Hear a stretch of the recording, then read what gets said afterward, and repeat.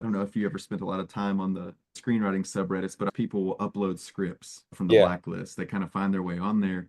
I don't remember what year. Was it 18 that that sounds Grace? right. That sounds Yeah. right. I didn't read your other blacklist film, I think was Oh, 22 yeah, yeah. That one's called Match Cut. A little different. Also, it's a thriller of sorts, but a little more comedic, more action oriented, bigger budget.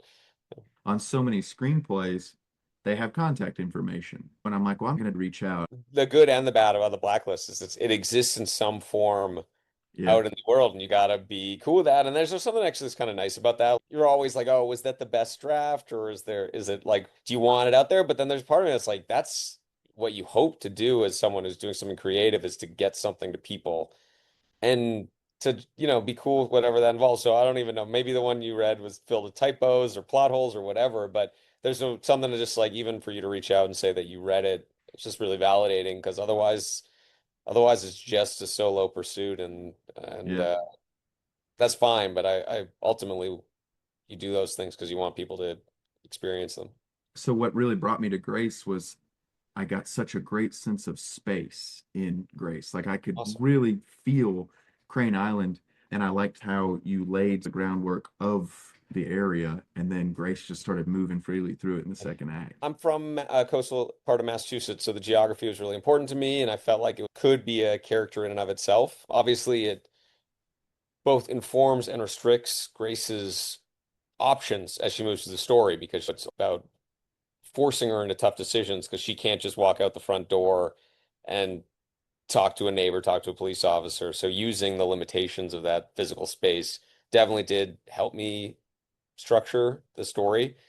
Her strategies to dealing with the environment she's in and the threat she's in are informed by what options are available to her. And so in the early going, it was important to me to lay out those options. It's like, oh, okay, yeah, there are fishermen who come by, but they're, only in the mornings and only this far away. And yes, there's a way to contact the mainland, but it's only on this one radio. And basically wanting a roadmap of what the tools at her disposal were and use the space for that end. It's those setups and payoffs where it's like, yeah, you have an option, but you're really going to have to earn this option. And you love that feeling later in stories where an audience can say, "Oh, okay, I know why that's going to be hard." It's funny you talked about sort of second acts, and I like geeking out about that sort of stuff. I kind of am on the same page where sometimes I'm like, "Oh, I hate being a slave to structure," but other times where you need a lifeline, you're like, "I'm glad I can just quickly glance at a Sid Field diagram." Totally. Did you see Mad Max Fury Road?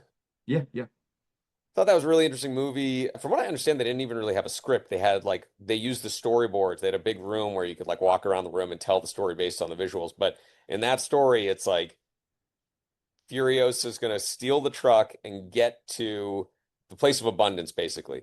So yeah, you first half, she's just driving there, and along the way, they pass a lot of visual markers. And then the midpoint is she gets there and she realizes that that's not what she anticipated to find.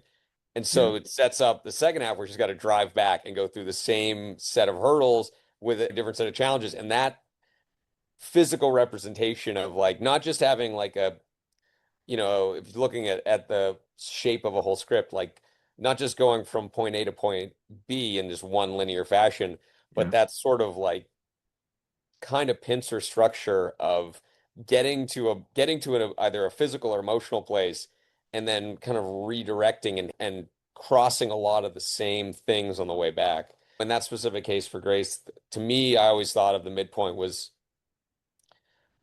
there's sort of the process of her accepting that she's going to sign herself away and having this sort of emotional realization of like, okay, I'm gonna commit myself to going to institute, and then not long after realizing that she's been set up.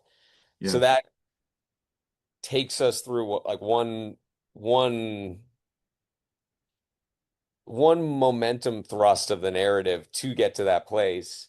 And then yeah, when that turns everything on its head, you then see what it's going to look like to get back out of that hole. And you can yeah, see, okay, so she's going to have to, you understand, because I think where a lot of second acts get lost is they become really just sort of episodic of, we're going to talk to this person, then we're going to talk to that person, and it doesn't have shape to it. And I think that's the thing is like, I understand the reluctance to rely on a really prescriptive structure, but I do really value a sense of shape in a story so that when you're approaching these really important moments that have like a high degree of leverage on the on the outcome and the emotional stakes of the story that you Yeah. recognize them and say, oh, okay, we're arriving at the lighthouse here for the big standoff. This feels like a climax to me, and the audience doesn't need to be told, hey, hang in there because there's 15 minutes left in the story. They know, hey, this is all coming to a head here. I think it's also was something that's a lot of times missing in movies that feel like they weren't really that thoroughly worked out is like all of a sudden the bad guy will be fighting the good guy and you'll be like, wait, this is the ending? Like how did we even get here? I don't remember where I read it. It could have been in Robert McKee's book, where a lot of the times people, like you were saying, you have this idea in mind that a character wants to get here. And so it's very easy for a writer to make the assumption that is where the ending needs to happen. But a lot of the times that's actually where the real conflict begins, that pincer sort of reversal, where I can actually use this second spot, not as an end, but a means to an end where I can start mirroring need and want and things like that. Yeah. By the way, there have certainly been times where I've like thought I knew what a midpoint was, then written a whole script, and then realized it was not near the seg, and then I'll just like basically circle whatever page is. If it's a 110-page script, I'll be like, well, here's page 55, so I guess that's our new midpoint. Yeah. But the way I sort of think about midpoints, which I do think are kind of an under-discussed thing in screenwriting, a tool just to sometimes just to get me through first acts that I'll use is like basically envision a false ending. Okay. So it's Yeah. like in Furiosa, it's like, all right, we're this is where we're going, and if we get there and we succeed, that's the end of the story. And the audience knows it's not going to be so simple, but Sure. it's you almost want this narrative of like, if X were true, this would be the end of the story. Like Yeah. in Grace, in my script, it's like if Grace were really losing her mind and needed to go to a psychiatric hospital, this would be the end of the story. You'd get catharsis of like, okay, I need this help. I'm going to sign my name over and we're all done here. The audience knows that that's not sufficient, that the character hasn't gone through what they need to go through. But by announcing what a hypothetical ending could look like, you have that rock to stand on in the middle of the story. I a lot of times think of like bad movies to think of helpful on, stuff on good movies. And like you think of like your generic sports movie. It's like, Hmm. oh, ragtag team gets some sort of challenge, gets pulled together.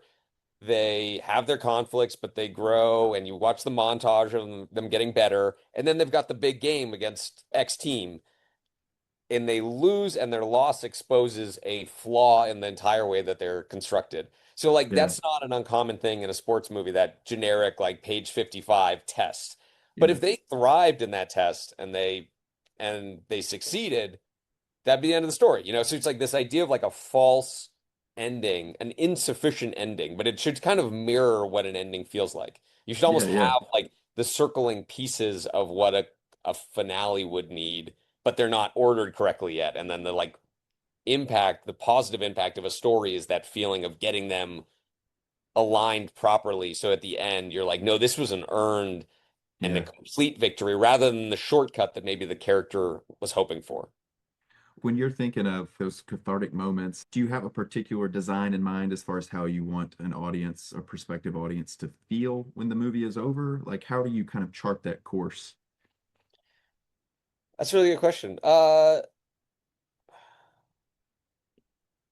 I think that the way I write, which is not for everyone, but for me at least, is very sort of audience facing. So it is very like that is the number one question at all times. Like, what impact did that just have on the audience? Not was it validating for me to write, or is it my masterpiece that nobody else gets, but I know is perfect? Like for me, it's the opposite, which is just like somebody sits down in a movie theater to experience something, is this impactful? Like that's the way I look at it. So I'm always like at each step trying to think about how the way it would have an impact on an audience. But to your question about endings in particular, that's a good one. Have you come across at all the lectures by Michael Arndt, the guy who wrote Little Miss Sunshine? I really appreciate the way he spelt out his idea about the internal, external, and philosophical stakes of an ending. So Yeah, yeah, that to me is like trying to keep an eye towards that. You know that the simple thing, bad guy versus good guy, who wins, the internal thing of what does that tell you about the journey that person's been on? How do they have to evolve to achieve that victory, or what shortcomings contribute to that failure, depending on if it's a happy or unhappy ending. But then that bigger question of like, what was the point of all that? What did that mean? And so I've got two little kids and talking to them about, reading kids' books and the moral of the story. And you realize that everything before that point is just sort of a compulsive, this happens and this happens. But then when you get that feeling of the conclusive feeling of a moral to the story, I think is like when you really feel like you've achieved an ending. Yeah, definitely. It's the hardest part though. Like, but I don't know that you could have a bad movie that achieves that. I feel like if you achieve that, it can have flaws along the way, but if you really have people walking out taking away that sort of sense of the philosophical stakes, I think you've made a good movie. So there's two movies that come to mind. Shutter Island, Yeah. because you walk away at the end of Shutter Island with a pretty clear, even though it's relatively on the nose, Shutter Island's just a really fun movie. Yeah. It's really fun and it's not perfect, but it ties it up nicely. And then another one that Scott Frank wrote that me and my wife just watched recently was Malice. Have you I seen haven't seen that. Malice? I like Scott Frank a lot, but I'm writing that down. I haven't seen that yet. Yeah, Malice is one of those films where there are some flaws, but it's wrapped up so nicely there at the end that you're like, yeah, I can forgive that. And I'm giving this thing an 8 out of 10. Like, Yeah, I've seen that poster a million times, and I need to check it out. I mean, Scott Frank's awesome, and I just don't know why I haven't gotten around to seeing that. But just Shutter Island, obviously, like just geographically was on my mind for that. But sure. but separate from the geography, the lighthouse, and all that stuff. The other thing I thought a lot about is like I've almost thought about Grace as like an inversion of Shutter Island. Shutter Island, you think you're watching grounded noir until at the end you realize it's all kind of in his head, and then in Yeah. Grace, it's like you think you're watching a slightly supernatural person losing their grip on reality story, and then you realize that it was actually playing out in more literally than we've realized. But I love how,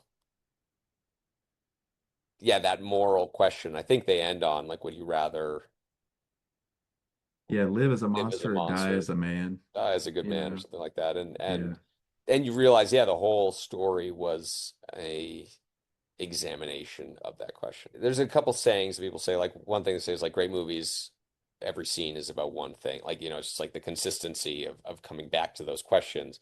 And the other one, I don't know who this one's attributed to, but like a great movie is two sides of a good debate.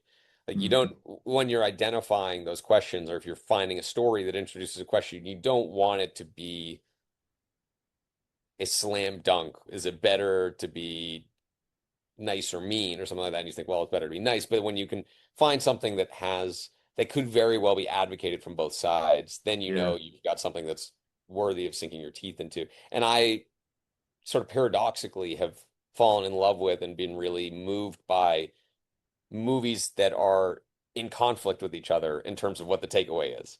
Sure. It's I love those movies that refute my other favorite movies. You Yeah. might Yeah. walk away with, oh, okay, I know what the lesson is, and then you see an equally compelling story, and that I think is kind of what adult storytelling is all about. We talk about like characters' wants and needs and things like that.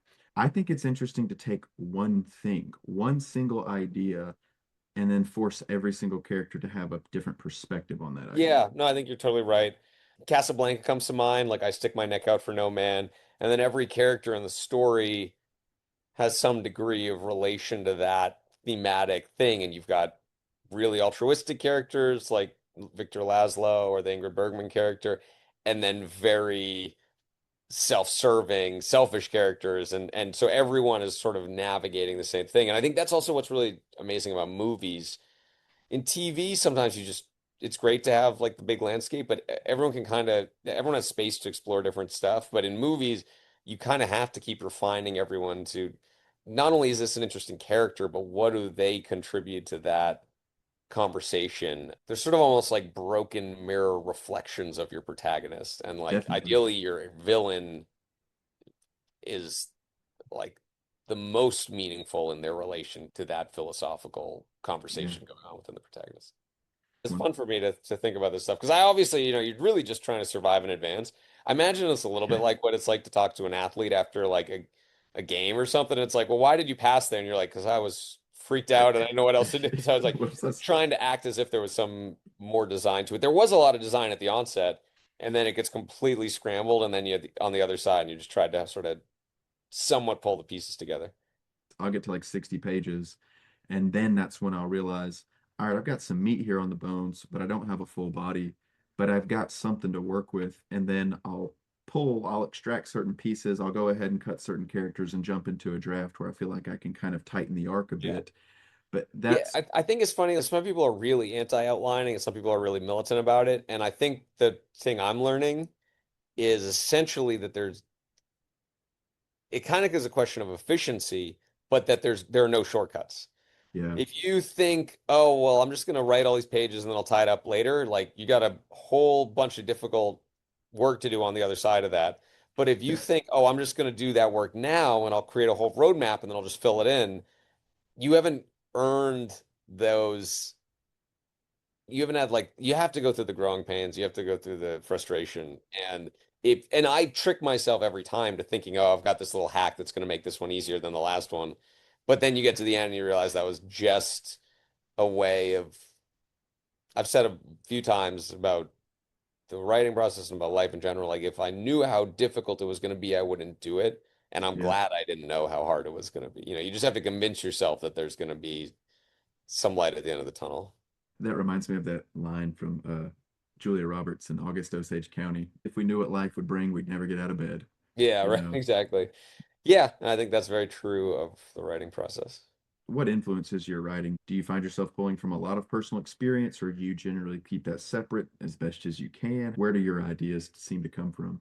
Well, that one, so I'm still trying to get that one made as for me to direct as a feature. So that one was Okay, a little bit like, wanting to fight a battle on my home turf, knowing that space well. The geography, as you mentioned, was a key component of it. But then I also felt like I had at the time a lot of opinions about genre films. Like I was sort of getting sick of a certain type of supernatural horror film, but I was also a big fan of like 70s political thrillers and some of those movies, some of those non-supernatural horror movies had scares in them for me, which were much more engaging than seeing a phantom jump out of a closet or something like that. So I kind of wanted to sure. put some of these, I wanted to use the geography I was really familiar with, but also kind of put my genre preferences into something that I'd be like, this is the type of movie that I want to go see. And but also separate from that, now that think back on it, like I have conflicted feelings about privilege and about burdens that people inherit from previous generations, and to tell a story that I thought could explore the main character's personal trauma, but family trauma that predates her. I know people who you sort of see their lives play out and you think, gosh, the die was kind of cast before they even arrived on the scene. And I've always found that to be interesting. So to tell a genre film that could tap into old New England dynamics and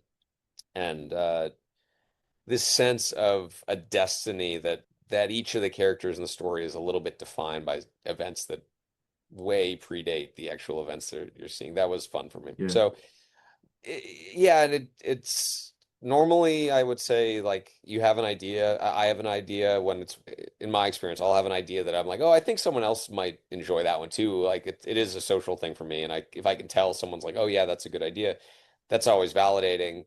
But within that, I try and identify the things that are just for me. Of yeah, like, oh, this thing I'm dealing with in life exists in this area. So even if I just want to deliver something that I hope could sell to a financier or could be appealing to an audience, I've learned enough to know that you can't really take yourself out of it. And if you don't have something that gets you really enthusiastic about it, first of all, you might just bail on the project. But people, even the most cynical industry type people, can kind of see through it if you're like, oh, you're not into this one, so you yeah. have to have something. And ideally, yeah, it's one of those things that you're like, I can't resolve this thing I'm dealing with. If it's something that keeps you up at night, it's going to show up better in your Yeah. storytelling.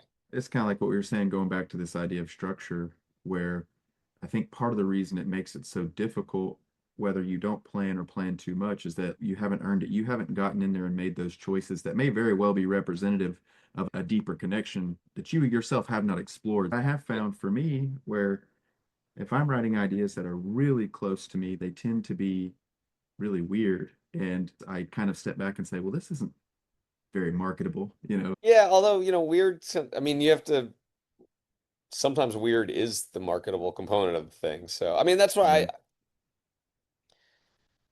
I've read some other people, you might know better than I do, which screenwriting gurus advocate for this, but I've read some people sort of say like, strike up a conversation in the coffee line and you Hmm. can see the look on people's faces if they get into it or not. And I look for that. I mean, I've got, I maybe someday I'll write a journal just to stash into my closet, but in terms of something I'm willing to send to other people, if I feel myself telling a story and I feel myself getting excited about it, but I can see in someone's eyes that they're responding to it, then I kind of know I'm on the right track. So I would never, I'd say I feel like you should never shy away from something just because you think it's weird or too idiosyncratic, but just put it on its feet in whatever format. Hey, I'm working on this, and like, you get people who are like, yeah, yeah, okay, cool, and then you get people who are like, wait, I have a question about that, and you see that engagement, and there are other ways to express yourself that don't require the money or resources of filmmaking. So if you've got something really weird that you want to explore in sculpture or you want to explore in just playing Yeah, guitar in your sure. basement or something like that, like go Yeah. for it. But if you're actually thinking about trying to use the resources of putting something on his feet, definitely does not need to be paint by numbers Hollywood because I don't think that people are really that excited about that right now. I think a lot of stuff that's finding its way through is weird, but you just want to see that kind of spark in somebody's eye when you start telling them about it. That I Yeah. think is like the hardest thing is gaining the skill set of that recognition of when you're on to something that someone else is into.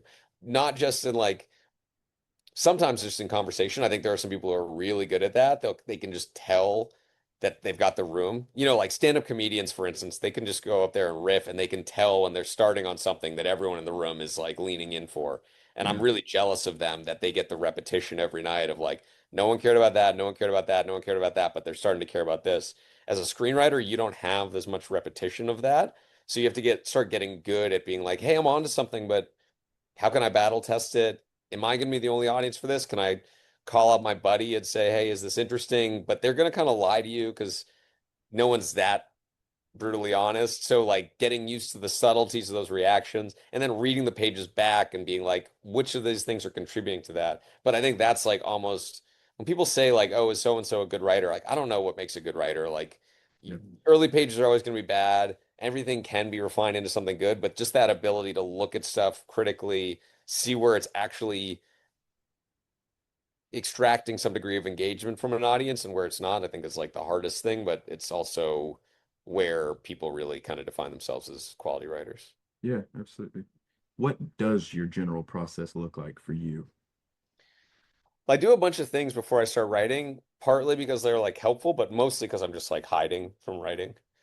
So I'll take stuff through like a Sid field diagram and just so I'm like I use like the idea of like act breaks, but only in really the sense of the conversational style of telling a story. That sort of like put someone in a tree, throw rocks at them, get them down from the tree, like that basic level of story structure that I feel like is kind of tethered to something that's exists on a human level way before it was ever kind of jotted down in a screenwriting manual. So I try and identify those building blocks of like, okay, at this point we will have gathered enough setup information to start our story. And then I mentioned I sort of reliance on midpoints and how can I build towards that and how can I then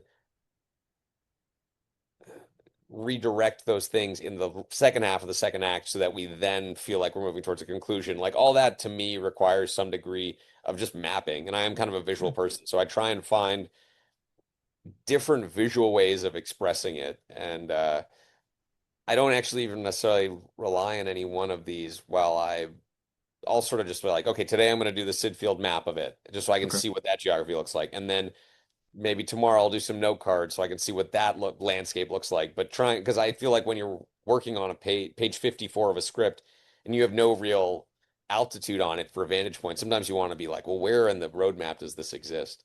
Yeah. So then once I've explored it through a few different angles, kind of mapped it a few different ways, then normally I will put those blocks into a Word document and just start writing in between them. Okay. And that can be sometimes it's just recapping the plot, but sometimes there's little fragments of dialogue and things that I'm excited to put in, but I can't put in yet, but I don't want to like lose them. And so it just gives me the confidence to know that they're in there.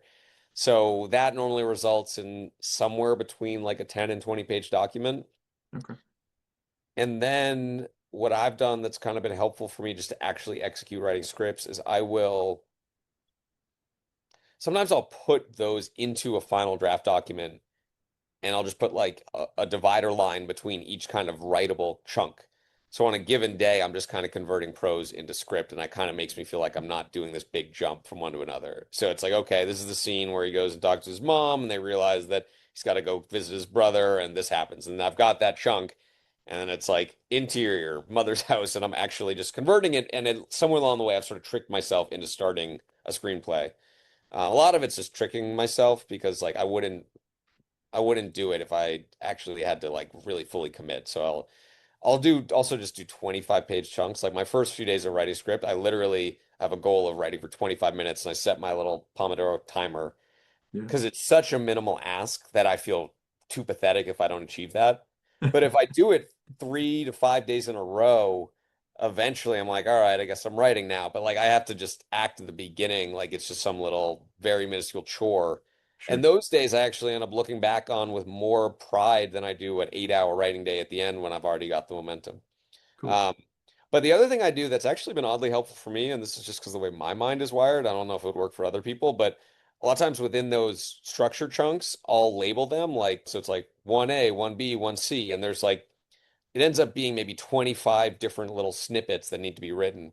And I'll actually put in my Google Calendar my chunk for a given day. So it's like Monday's 1A, Tuesday's 1B, Wednesday I can do 1B and C because those are smaller chunks. And I'll have like, I'll be able to look at a calendar and be like, all right, in 4 weeks, I'm going to have a draft. I'm going to write 5 days a week.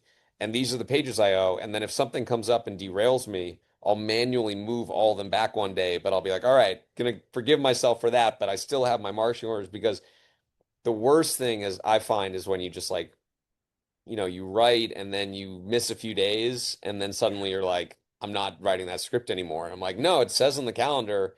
And I also don't even have to like ask what I'm doing tomorrow. I'm like, no, I'm not going back to page one to rewrite it. I said tomorrow is this. So I'm just, and I'll actually build in like, once I reach the end of Act One, I'll build in like 2 days to rewrite Act One so that I have it, so that I have the opportunity to go back to it, but that I know come Monday of the next week, I'm on to forward progress. I've definitely got to do things like that because I'm very guilty of what you just said, where And I get passionate yeah. and then it just sort of And sometimes, I mean, I'm married, so I can force my wife to read some stuff. So sometimes I'll tell her, like, I'll put in our shared calendar, like, Will sends the script to Catherine. Like, okay.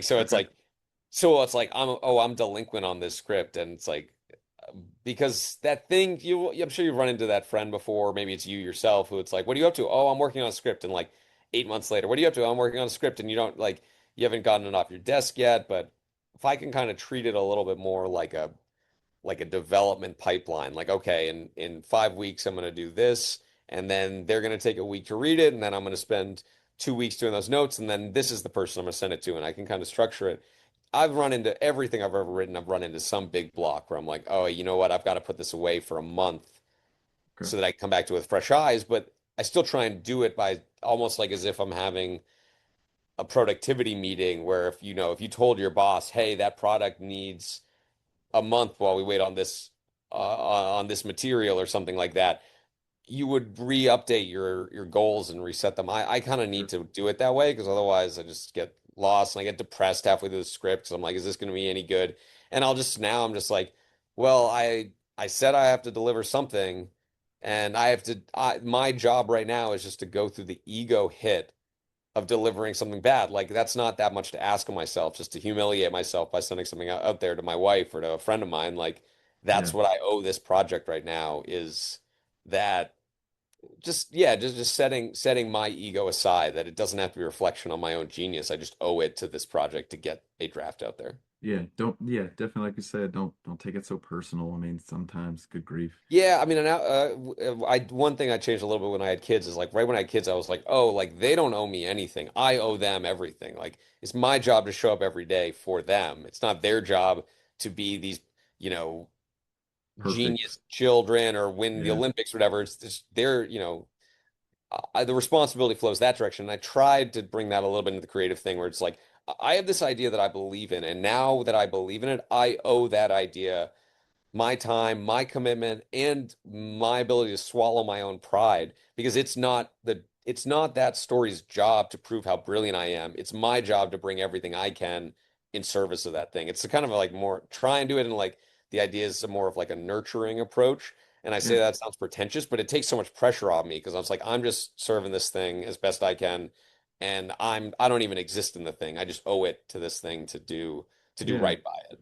Well, it doesn't sound pretentious. I think that's a good comparison that you draw because I have kids too. I do the same thing with my wife where I kind of bounce ideas. Like you said, when you're talking to somebody in the coffee line, they don't have to be writers to know what it means to be an audience member, It's so much better if they're not. for sure. I send my stuff to screenwriters and they always have ideas, but they're always will say something like, "Oh, your second plot point is doing this," and that's to me is fine. But it's really nice when someone says, "I was really into this part, but I wasn't so into that part." And I've even Yeah. tried in my own notes to rely more on my like uneducated gut reaction and just sort of questions are so important. Someone to say, "Hey, well, why did he go back there if he knew that this person was, going to hurt him or something like that?"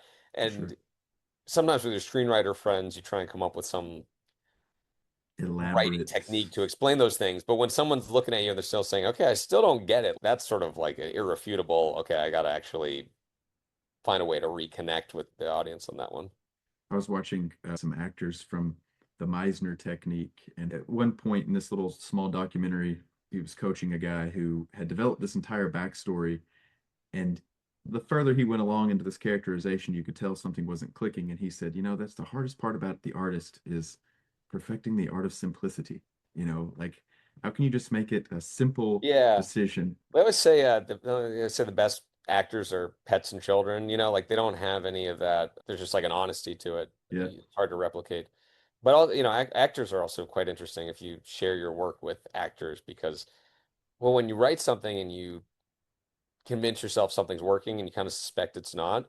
If you ever get to a place where you're actually shopping it to actors, especially actors who have the ability to turn things down, you'll be exposed much worse than you like, could ever be exposed through the development pipeline. Like if something really does not track for a character decision or a plot point or something like that, it's going to be actors that really call it out yeah, because they're living through it and trying to put themselves in the mentality of it, and they're not all that convinced or interested in justifications of, oh, well, we needed them to go there because then we can have this scene, and they're like, well, that doesn't really explain it to me in terms of the reality of who this person is. So yeah, that could yeah. be a really good tool for battle testing your storytelling. So when you come to character development, what does the character development process look like for you? How do you get into the mind of those characters?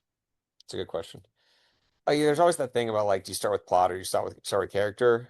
I would say that like I'm probably a little more plot inclined in term than some writers. I mean, I think there are playwrights or there are TV people who or actors who will write from a really character centric standpoint, and I really like genre films, and a lot of times that requires some plot structures. So there might be a way that I'm a little bit more on the plot line, but I think that when I get excited about stuff is when the plot and the characters start to complement each other. So the Yeah, challenges that a plot subjects a character to hopefully are meaningful to that specific character and they expose either character flaws or they touch on the fears of that character, the hopes, the ambitions of that character. So that's where I start getting excited about stories. And then a lot of times from there, that's when I kind of end up with this dialogue between plot and character, which is like, oh, I thought that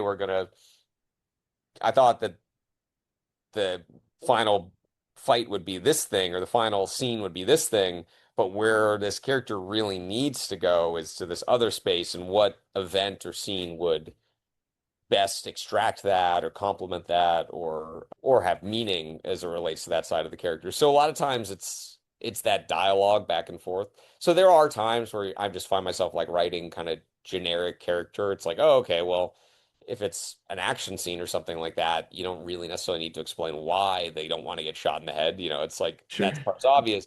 But then as you kind of comb through and you start seeing opportunities, knowing where the character's starting and where they're going, you start seeing opportunities. Essentially create pressure, I think, is a big thing about it. Like which of these scenarios is going to expose these vulnerabilities in the character, these areas, if where don't they want to go and how can you make them go there, that sort of thing. Okay. There are certainly times where you're just sort of trying to keep the gears turning, where you're like, okay, well, when they go here, they go there.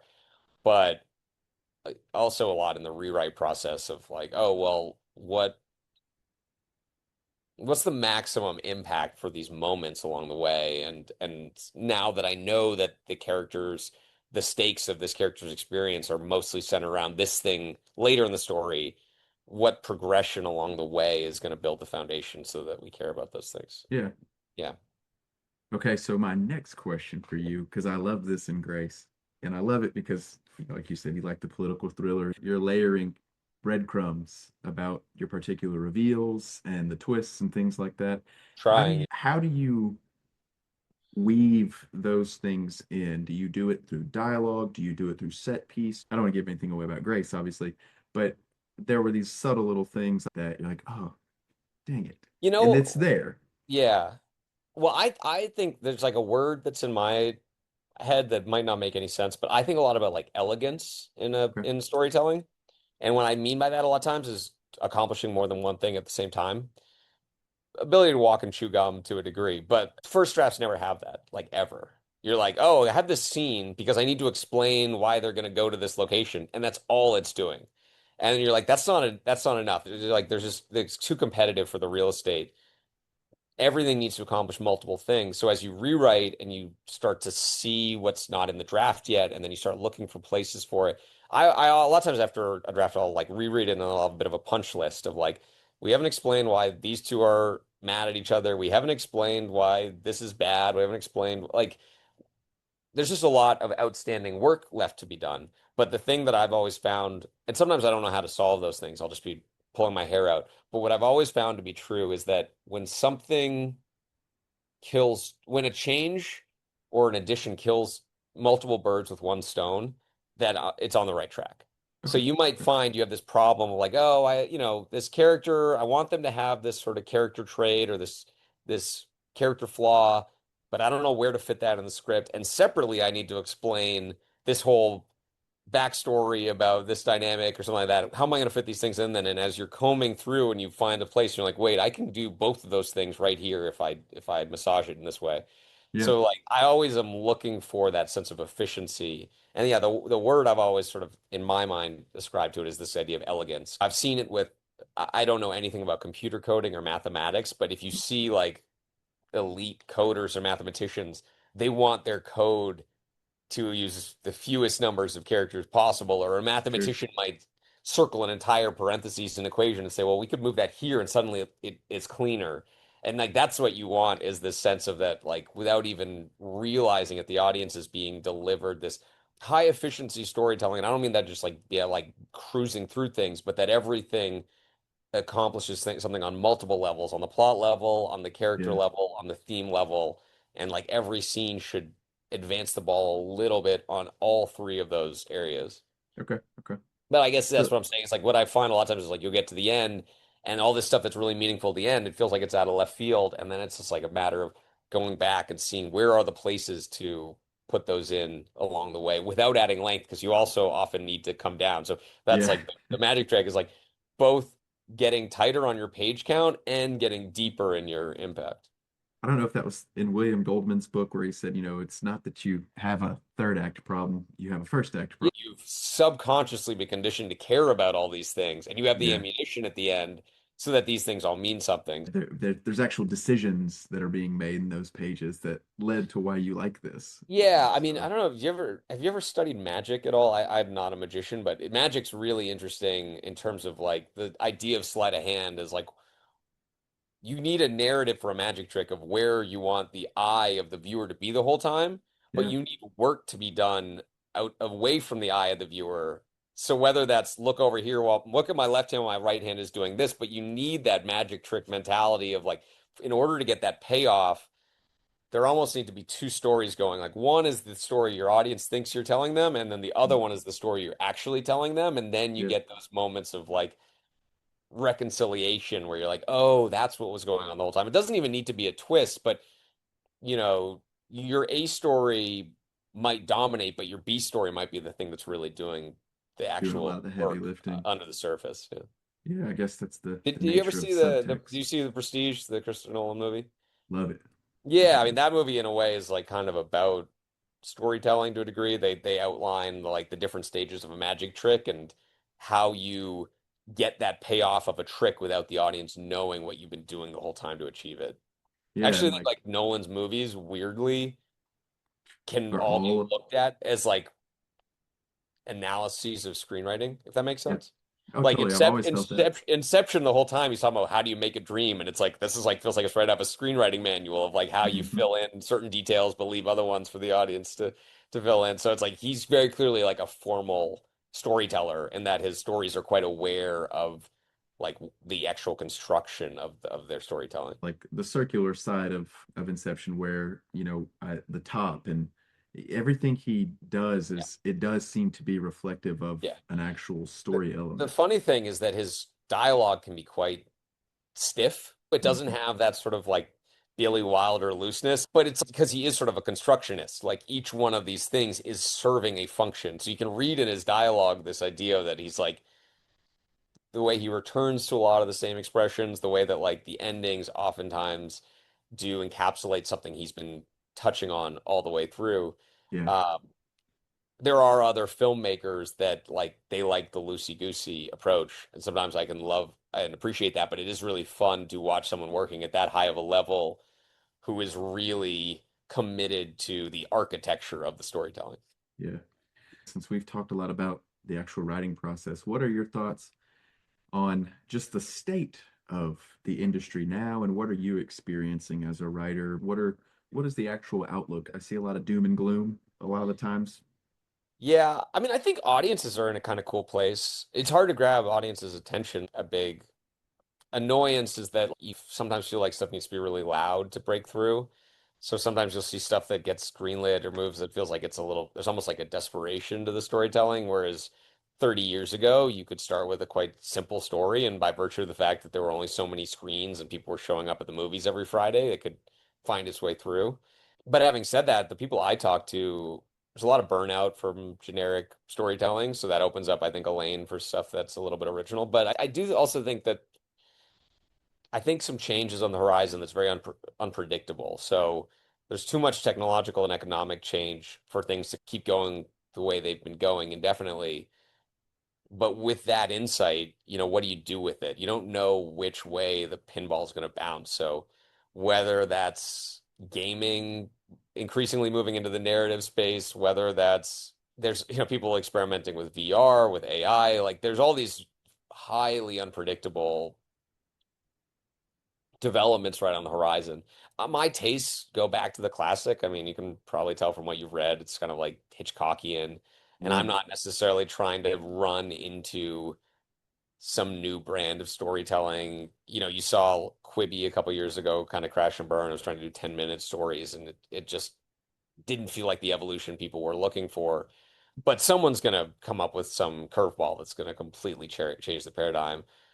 But like I said, you can't anticipate really what that is. And I don't think that cynically you can just say, oh, well, I'm going to get out ahead of the curve then.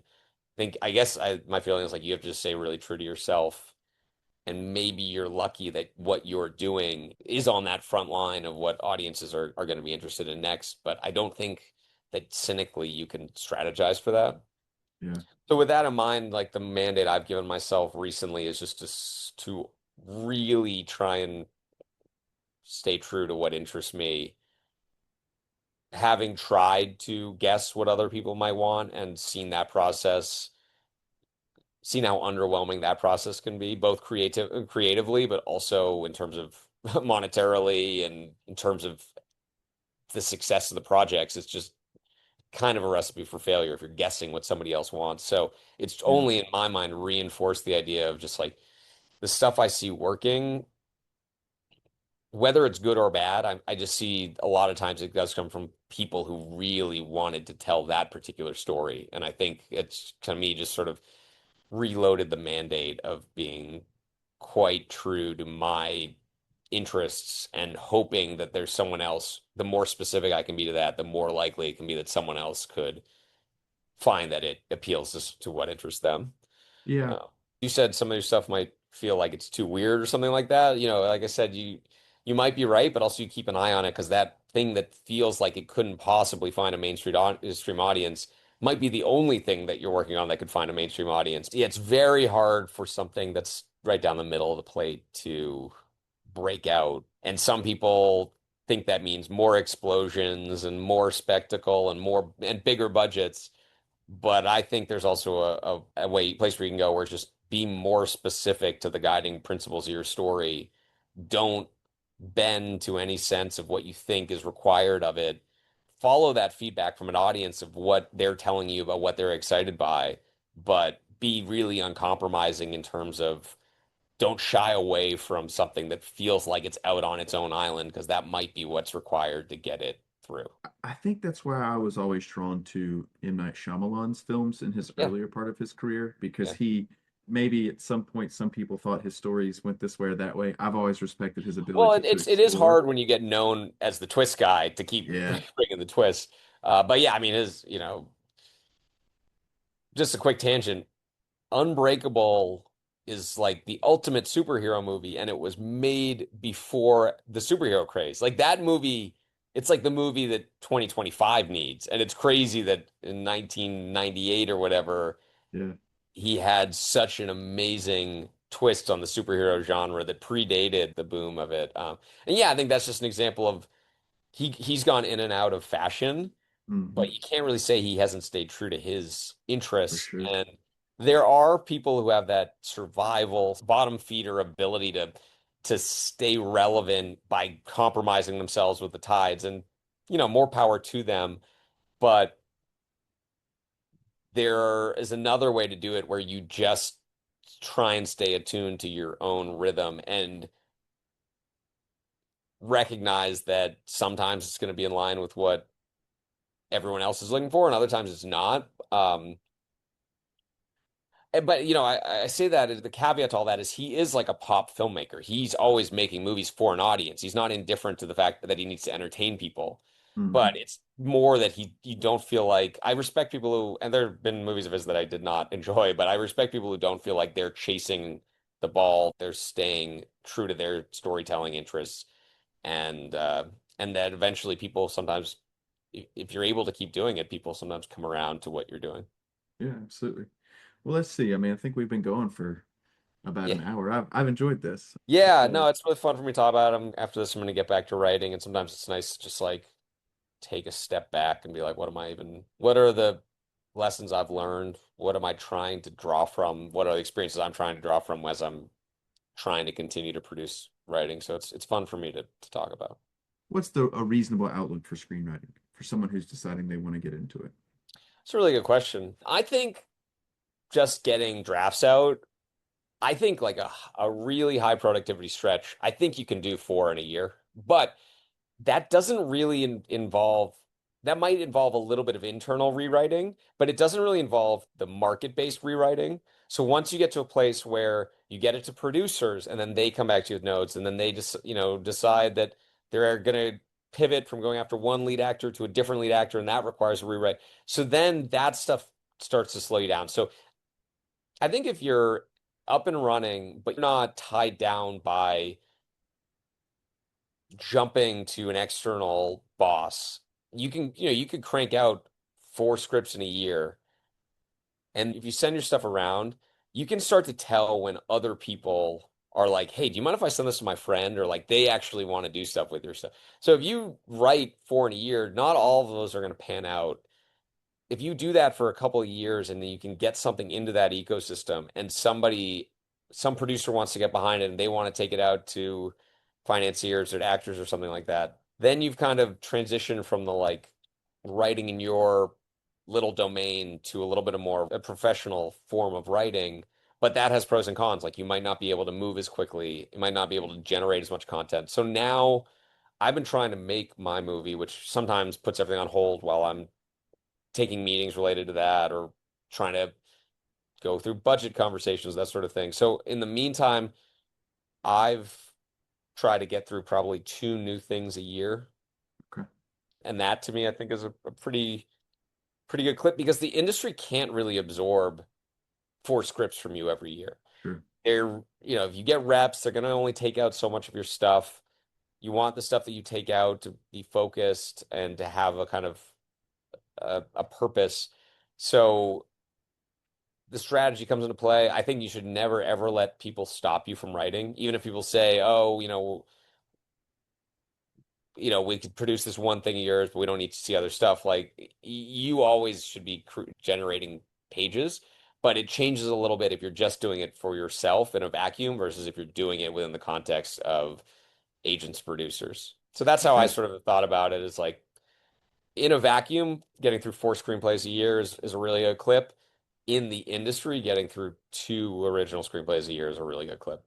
Okay, last question. How did you go about securing agent Yeah. representation? What was that like? I went to grad school at USC in LA. So I was in LA. That wasn't how I got my agents, but it meant I was sort of exposed to some industry stuff through that. My wife she started her career in the mailroom in an agency, so she also had that exposure. So there was this sort of social component where people were aware of what I was doing and I was writing, and that's where it did come into play, this idea of like looking at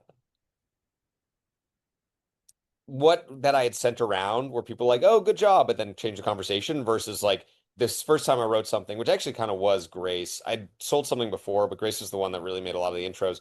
That was the first one where people were like, hey, do you mind if I send this to my boss? And like that's a big difference. And if you can find that, ride that energy because if you're asking them to send them to your boss, if you're lucky, they'll send it to their boss by saying, "Hey, my friend wrote a script. Do you mind reading 10 pages so I can tell him you passed?" Like no Sure. one has ever been won over a script that's been introduced to them in that way. So I would say the social component was really big. Writing was obviously huge. You can't do it without generating the material, but then knowing when to make that move before that, I had some people say, "Hey, I might be able to introduce you to a manager or something like that," and I'd always sort of say, "I'm not ready yet. I'm not ready yet." But then once I could tell that there were people who actually wanted to do some of my material rather than doing a favor to me, that was a big switch in the my readiness to be like, "All right, let's make a push to get reps." And my wife also strategically, to her credit, she's got it to one or two reps, but with a few other submissions on the horizon. So she could be like, hey, I know you're busy, but this is about to go to this company. Do you want to check it out first? And then Okay. they kind of, creating a sense of urgency, which matters because if you want to write, you just want to think a little bit like they think when it's strategically relevant. Okay. Well, man, I that was good. I'll let you go. I know you got to get back to I've been writing. writing all day, so I haven't really been talking all day. So thanks for, I've just been get a chance for me to ramble, get a lot of words out. I appreciate you reaching out. You've got, I appreciate your interest, and I think you're doing something really cool in reaching out to people. And if you're whatever it is you're doing next, just let me know. Well, Will, thank you so much for your time, man, and I'll talk to you soon. Thanks, Trey. I appreciate it.